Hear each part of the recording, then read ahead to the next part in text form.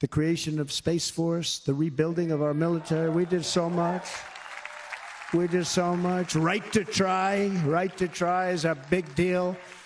We got right to try. They were trying to get that for 52 years. Somebody's terminally ill, and hopefully there's nobody in this audience, but it does happen a lot. They're terminally ill and they can't use our new space-age drugs and other things that we are way ahead. We have the greatest doctors in the world, the greatest laboratories in the world, and you can't do it. They've been trying to get that approved for 52 years. Wasn't that easy? The insurance companies didn't want to do it. They didn't want the risk. The labs didn't want to do it because if it didn't work, people are pretty far down the line toward death. They didn't want to do it. The doctors didn't want to have it on their records, so I got everybody into an office. 52 years they tried. Sounds simple, but it's not.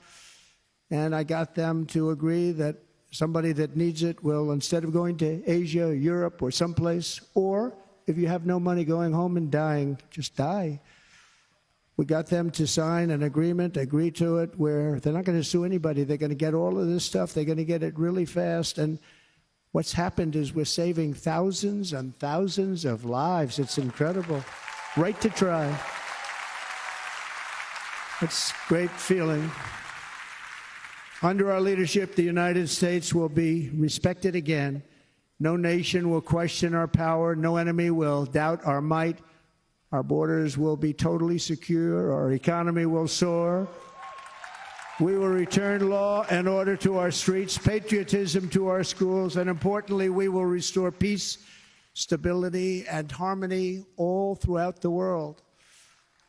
But to achieve this future, we must first rescue our nation from failed and even incompetent leadership. We have totally incompetent leadership. This will be the most important election in the history of our country. Under the current administration, we are indeed a nation in decline.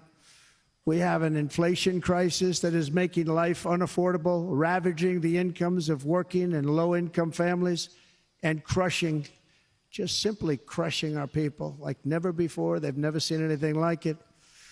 We also have an illegal immigration crisis, and it's taking place right now as we sit here in this beautiful arena.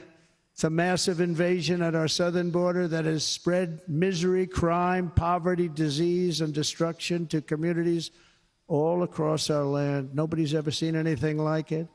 Then there's an international crisis, the likes of which the world has seldom been part of. Nobody can believe what's happening. War is now raging in Europe and the Middle East. A growing specter of conflict hangs over Taiwan, Korea, the Philippines, and all of Asia. And our planet is teetering on the edge of World War III.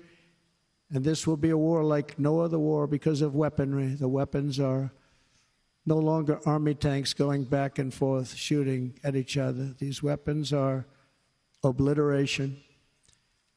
It's time for a change. This administration can't come close to solving the problems. We're dealing with very tough, very fierce people. They're fierce people. And we don't have